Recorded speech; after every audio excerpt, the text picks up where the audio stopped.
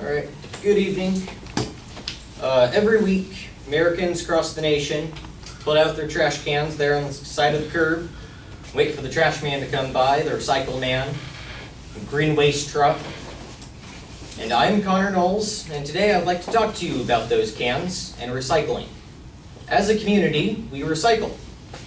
But contrary to popular belief, recycling fails to benefit our society. Specifically, I will focus on number one, the economic impact of recycling, and number two, the environmental stress recycling creates. Let's start by looking first at the economic impact. First off, subsidies provided by the federal government are given to these companies to allow them to turn a profit, meaning that they would not create a profit if the subsidies were not there. They're not cost effective.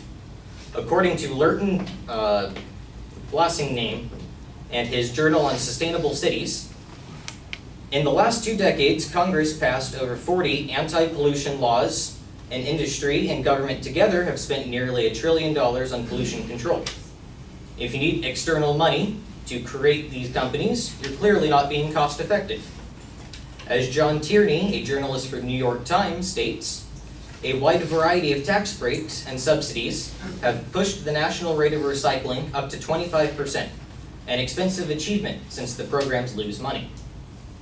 Since researcher Mary Cooper found that on average, curbside recycling programs tend to cost more than they earn from the sale of the materials they collect. It is just not profitable.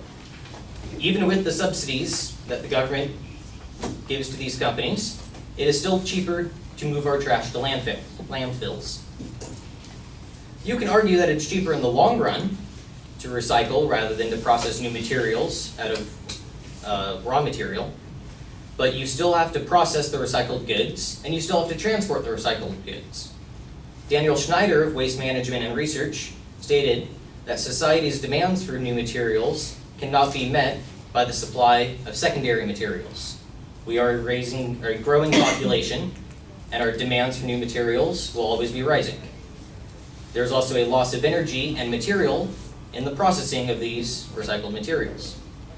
Altogether, recycling is a drain on our economy. Strong supporters of recycling would usually say that despite economic strain, it is our duty to protect the environment and protect the world that we live in.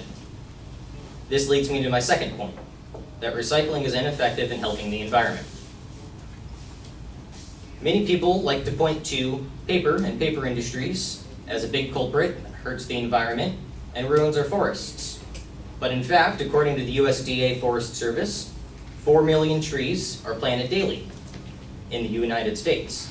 Of this amount, wood and paper industries plant on average 1.7 million trees daily.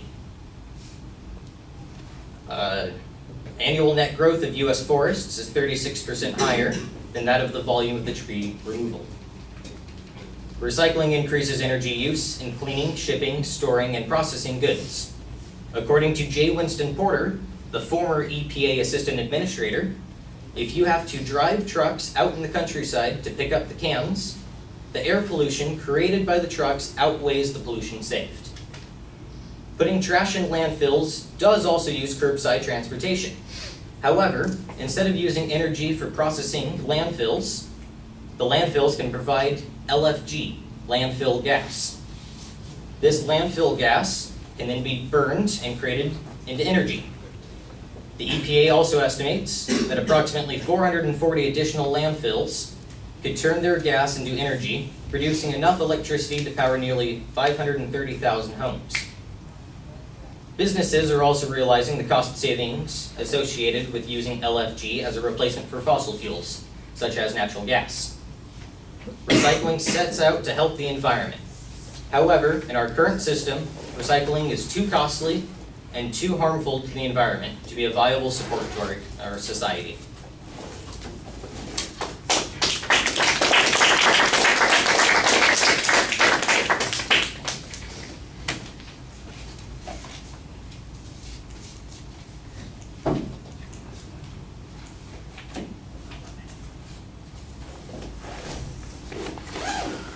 All right, Connor, the claim is very clear. There's a pretty good preview. It's just the 2 points. That's fine. I think most people would see this as being controversial, so I don't think that that's a problem for you. Internally, the signposting I thought was better than what you actually had in the preview, and you do a good job explaining most of these concepts.